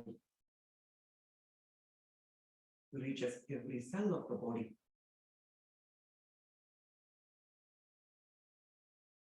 Relieving the cells of the body of all the toxins, all the disharmony, and replacing it with vitality.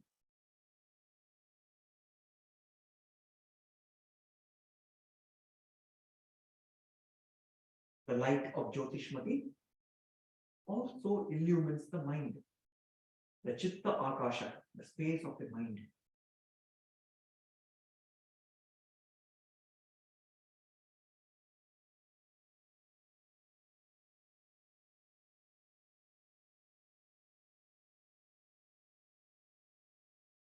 The presence of light dispels darkness.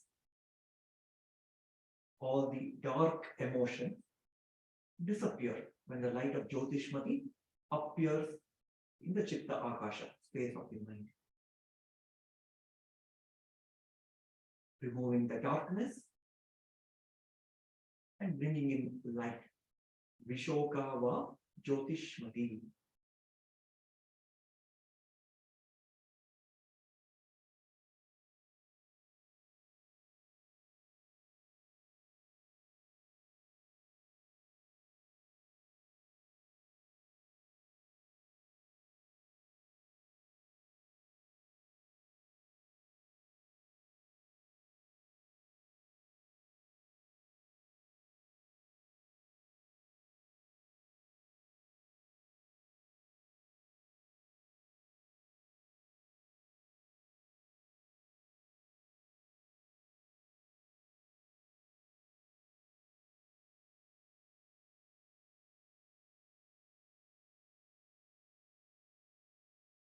Gently bring the awareness back to the body. And bring your awareness back to the surroundings. Notice any sound, soft sounds in the surroundings. Notice the temperature that you can feel on the skin and the brightness that you can sense with closed eyes. We are preparing to come out of the short meditation. Let's take a deep breath in and breathe out. Take a few moments to observe the body, breath, and the mind. Notice any changes as a result of today's practice. Let's join the palms together and rub the palms together, generating a little heat in the palm. And gently let's place the palms over the eyelids. Cup your eyes.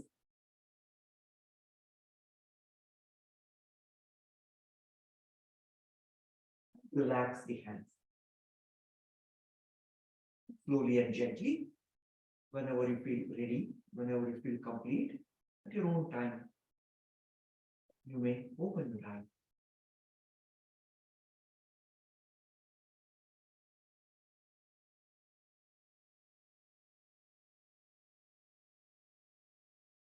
Welcome back, everyone. How was the short excursion to the inner Disneyland? As we saw yesterday, this is what produces exuberant health and wellness. The Swarupe Avasthana, to abide in the self. When we don't uproot the tree, when the tree is rooted to the ground, it receives all the nutrition. That's the place that brings the vitality and the prana to circulate brisk in the body. How did you feel at the end of the practice? It was very nice, Anna, in the sense. Initially, while doing the breath, I felt using the Ujjayi made traveling inward a little more intense. This was my observation. I felt the breath was more intense and more channelized. And even the visualization that you were suggesting. So as it was expanding in the chest and slowly going to the head, so I could also feel something automatically happening in the body where the chin was like raising without like any specification. And as you ask us to again come back and reside in the self back to the body, it automatically, there was a chin lock, which I just observed. It was not deliberate, but it kind of made you settle inside the form.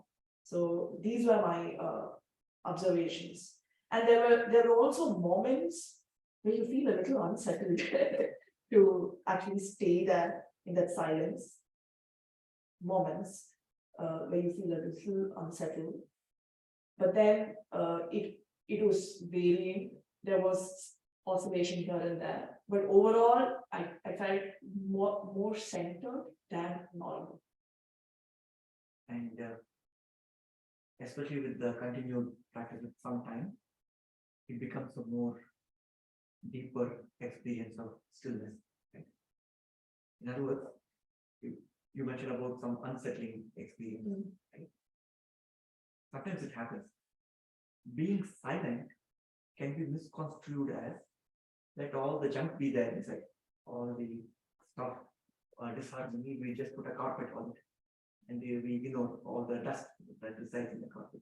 Yoga, what it does is, yoga ferrets out all this inner disharmony that are lurking under our consciousness, the subconscious. And it clears it out. It takes us to a deeper space of stillness. And maybe we'll talk about it in today's session when we talk about how, in order to quiet the mind, we require activity and relaxation. Prayatna, shaitya. Prayatna means effort, shaitya means to relax. We need both. So cleanse the system and allow yourself to relax. If you don't do something actively, then we are just putting a carpet on whatever is there, inner disharmony. I have a doubt, Anna. After the meditation practice, is it mandatory that you only feel peace? Because sometimes when you hit kind of that state or whatever it is, sometimes after coming out, I feel this deep sense of sorrow. I mean, tears would just roll out uncontrollably, but there is no situation to actually silence. Everything is perfect. It's not like I'm upset, but there's no situation. But there is this, like for a few minutes, uncontrollable tears, or during the course of the day. These are my observations. Or there are few times you just feel extreme joy or a high, which is unexplainable again. There's no event to contribute to those emotions. And sometimes you also feel a sense of fear. I mean, so what is it that's actually happening? It may come out right after you come out of the process, or it might happen during the course of the day, even at the end of the day, without any reason. And once that emotion comes out, there's a sort of like you're able to breathe again. But it needs to be fully released. Otherwise, it's like something is locked. Yeah. Does that happen? Is Yeah, it it's very normal? common in pranayama? Especially if some of you practice, Sudarshan Kriya. When we do the Kriya, you hear other people, pressing. Some might be crying, some might be laughing. So whatever is hidden inside that we were not aware of, it's coming out of the system. And once we cleanse that, that's why it takes us to a deeper place of peace and tranquility. So cleansing, in fact, breath work is one of the most effective ways to cleanse the deep-seated emotions. Otherwise, what happens is these emotions can be triggered by even some tiny events. Some tiny things. Oh, I just asked what is their name and they responded. So it's not commensurate with so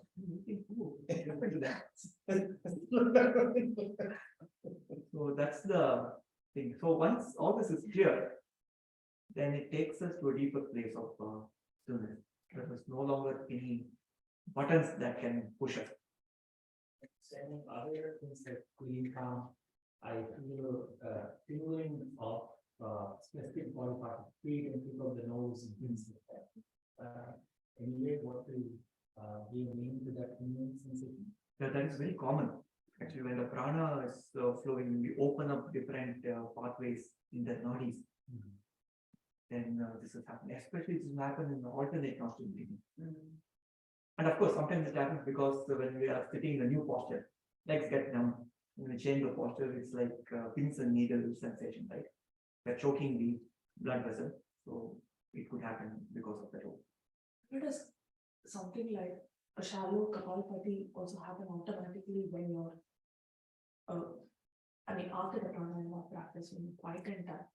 But sometimes I have noticed that there is a spontaneous, like shallow Kapalabhati happening, and then there is silence. Does that happen?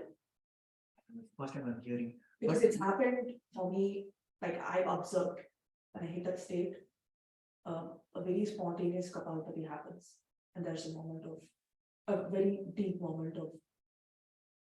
So one of my teachers used to say after all the sadhana, sometimes people get into the body's intelligence will guide them to change the rhythm of their breathing automatically. Maybe that's what is happening. So we are more in tune with the body's intelligence and it is guiding the respiration. Duranji, I have to leave. So Sure. I can sometimes after meditation, why do they recommend Anulom Vilom for few minutes? Yes. So that question, Anujaji, thanks for that question, Anujaji. After meditation, it's a good idea. In some schools, they suggest it's a good idea to practice some pranayama. It could be Anuloma Viloma, or it could be any other, even just a few rounds of Ujjayi. It's because the meditation that we usually practice is a more passive meditation, right? You're sitting, eyes closed, you're not moving around. There are more active meditations as well. But in a passive meditation, sometimes some tamas can come. Tamas. So the circulation becomes sluggish. So we do a few rounds of pranayama in case that happens. So we clear out that tamas. So later on, we will see the best way to remove tamas in the system is by the practice of pranayama. So after meditation, instead of meditating, if we practice what is called slumber, right? We fall asleep. Sometimes during meditation, you will hear deep ujjayi breathing. Slowly. I am ujjayi breathing. So they are having a different deep relaxation experience. Maybe it's not meditation. We will see what's the difference between meditation and relaxation. We will see the difference later. But yes, in order to remove that tamas, it's a good idea to do a few rounds of pranayama. Anna, what is the right time to come out of that pranayama or meditation? Sometimes you kind of feel this unsettling feeling or discomfort. So do you stay there to settle it down? Will it settle it down if you stay there? Or do you come out? Because is it okay to come out unsettled? A few questions. Yeah, unsettled, maybe it's a good idea to remain there for a little longer.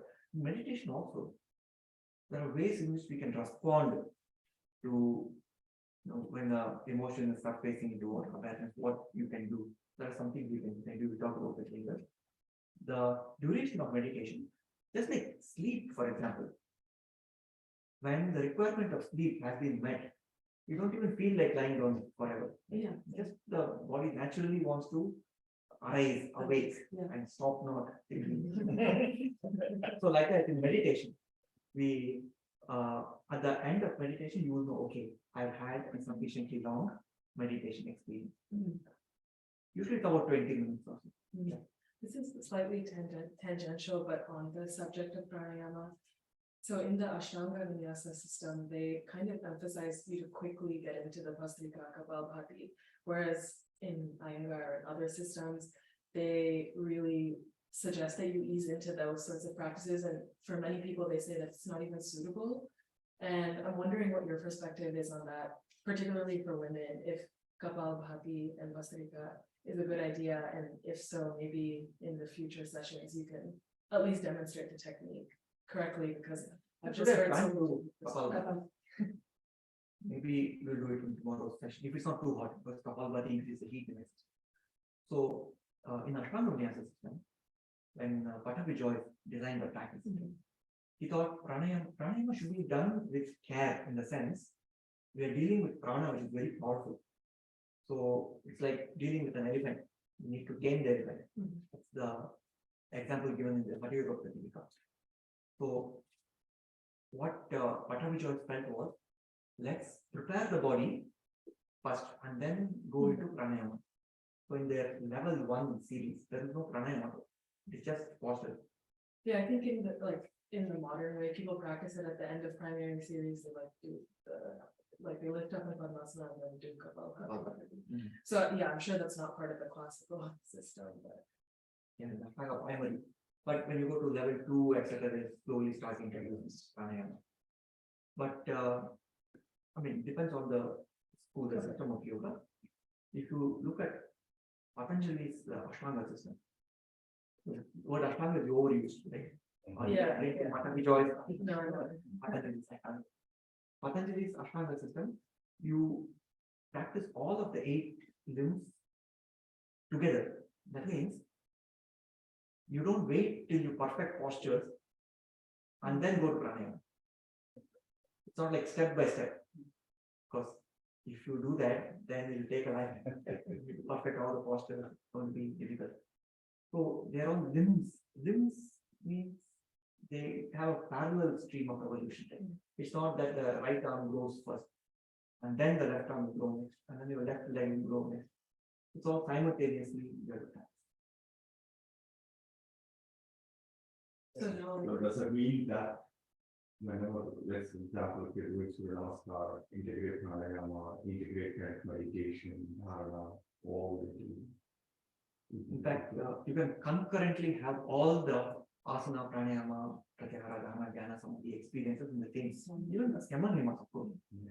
So, traditionally, what we do for beginning students of yoga, the first part will be asana, and then the next, like we did today. Towards the end of the session, we did pranayama, and then meditation. That is the usual way, from the outer to the inner. You can also reverse it, but that is only for adept yogis. Start from inside, and then express the harmony out. One thing it reminded me is after the Rupana energy is after in the recent times I was just doing the Gayatri or the right? But when we do the Sanjay Vandana, it also is right? Yes, and they practice the Gayatri there. But usually, they just touch your nose. We used to, but It's actually supposed to be done with a mantra. Mantra system. So it's like mantra that you say in your head. Yes, because we cannot say it out verbally. And is it deliberate that the inhale retention is a little bit longer than the? That's why the Shiras, Okay. I chanted it more slowly. So, okay. You might have noticed it, a little slow. Otherwise, they are exaggerating the inhale. Okay. What I really noticed, it's been a long time since I did, instructor-led pranayama. But because of Ujjayi, even though you are saying the mantras, it's almost like a parallel universe experience, right? I can hear all of that, but you're still internalized. Yeah. It was really nice. Because mantras are more subtle than the breath. So we're actually using the timing of the mantra to be able to give breath, samantra or kind. Krishnamacharya always said, pranayama is useless without mantra. Vibrations. So you silently chant the mantra, they hear, Correct. Until we chant. The science of japa, like how to chant. Maybe the mind is not ready to do inner chanting because it's so distracted. And start by verbalizing the mantra for a few days, and then whisper, and then only the lips will move. There is no sound, and then the final step is the mantra in the mind, and then the ultimate step, which is called ajapa japa, where the mantra becomes like a heartbeat. The heart is keeping on beating. There's no effort there. So the mantra keeps on reverberating without any effort. You're not producing the japa. Effortlessly it's happening. So this science of step by step, going to higher and higher, or subtler and subtler practices for japa is described in a yoga text called Yoga Yagyavalkya. The dialogue between sage Yagyavalkya and his wife Gargi, who asks these questions. So there's a chapter on Japa. The mechanics of Japa is described in it. It's pretty interesting, I know, because initially when I started to learn the Yoga Sutra, I used to chant it loud, but my husband would be in the next room attending the call. And he would come out, he said, why are you saying, just count the lower down. I said, okay, fine. But that it's not happening properly when you don't chant it. And then, but as I progressed, he would come out and he would say, just lower. And I would just lip it. And as it went, I didn't even have to lip it anymore because it was easier to mentally chant it when it kind of naturally happened. So I was just reminded of that. In fact, my teacher used to say, there are many occasions where you have to wait in a line, post office, or you're waiting for a visa. Then you can just stand there and keep repeating the mantra. It's become such a powerful chant. I remember once when I was standing in a post office, my turn came, but my mantra was not finished yet. Wait. So I asked the person behind me, then you go first, and then we can talk about So when this mantra gets automatically becomes like clear, does that mean at the time are you almost like tuned to the anahata kind of song? Right? yes. Yeah. So what happens there is, so I'll mention this and then we will close the session because I know it's already getting late for a lot of people, right? So when we talk about tranquility of the mind, it can be mistaken for lethargy, right? What's the difference between a couch potato and somebody who's sitting with eyes closed in deep meditation? Externally, they appear things. They say ignorance is bliss. So sleeping, nice, blissful sleep, they're having a smile on their face. But what's the difference? The difference is in the meditation, what happens? It's a combination of tranquility and there is a flow. There is a movement. So this mantra becomes that movement. There's a verse in the Bhagavad Gita. It says, Karmani akarmaya pashe akarmani cha karmayaha sabuddhiman manusheshu sayukta krishna karma. Fourth chapter, I think some 18th verse. So in this verse, Krishna says, whenever you are engaged in activity, let's look at that example. When you are engaged in activity, also be aware of the silent space within. That is one half of the equation. The second half of the equation, whenever you are in stillness, whenever you are meditating, for example, also be aware of that silent flow. Otherwise, you become a couch potato. There is a flow of awareness or flow of peace. Patanjali calls it intense flow of peace. Prashantavahita samskara. Prashantavahita. Prashanta means peace. So peace is not just stagnant peace. Vahita, the word vahanam, a vehicle, they all come from the same word vaha. So vahita. So there's a flow of peace. In meditation, the flow of peace should be experienced. Otherwise, it's not meditation. It's just like the sleeping or tamas. So the mantra, ajapa japa, that mantra becomes that flow. It's amazing. Got the awareness happy, right? So that will come to Ajapa japa, yes. There's a what Raghuji mentioned is MSRT, mind sound resonance technique. And in the last few years, my wife Eka and I, when we go to sleep, there's a recording, 20-minute recording of MSRT. We put that recording, and then we use that to just sleep somewhere in between. What I noticed was, because we listen to it every day, right? We have memorized. I noticed I memorized only the first 7 minutes. The rest of it is. So what does it mean? The first 7 minutes I was. And then at exactly the same point, the rest of it I don't remember anything. So we can use this to actually quiet sleep. Thank you everyone for your enthusiasm. Apologies, I think we took 31 minutes longer than expected. So tomorrow's session will end on time because I know it's a working day. Yeah, and we'll also start very clearly. Yes. So that way we can actually experience the nature and this. Okay. 7 o'clock tomorrow. Maybe you can start. Yeah, 7 o'clock. One of you and every. Yeah, or 6:30 is. I. Seven? Yeah. Okay. You guys.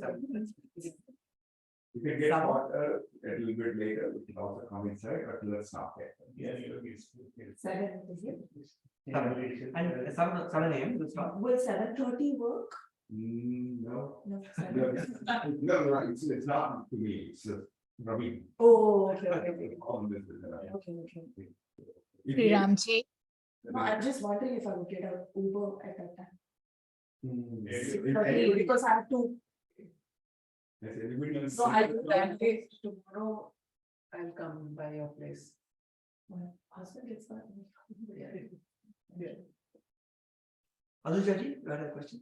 yes, when you get a chance, can you just even explain the meaning of Surya Namaskar's mantra, the 12 mantras? Mitraya is easy, friendliness and all. But I mean, Thank- then we can chant with bhava. The bhava comes to. yes, I'll send a note. I have a PowerPoint presentation. I'll take a screenshot of it. Or I'll send a website that details all the mantra meanings. That's very important. You have to chant the mantra with that bhavana. Japas padartha bhavanam. Patanjali says in one of the sutras. The japa has to be done with that bhavana. Otherwise, it becomes a mechanical practice. So I will refer to that website. It gives all the meanings. And the 4 minutes clip also, you were mentioning something 4 minutes short clip. 4-minute clip. And also the same author, Leslie Camino, I will send one more video. He has a YouTube channel, a lot of interesting videos. One more video he has on Ujjayi Pranayam. That's also very interesting. The name of the video that I will send out on Ujjayi is called The Party Trick. Party Trick. Party. So I will send it out also, all these things before our afternoon session. So this is your homework. You have to watch all these videos. We will. Thank you. Thank you so much. Actually, if you don't mind that MSRT recording reference, if you can. Sure. Yeah. I think it's also available on YouTube. Yeah. I will send it out. Okay. Again, Raghuji, if you have it, you could also post it on the group. We haven't even looked at it. Oh, okay. Thank you, everyone. Thank you. Thank you, Anujaji.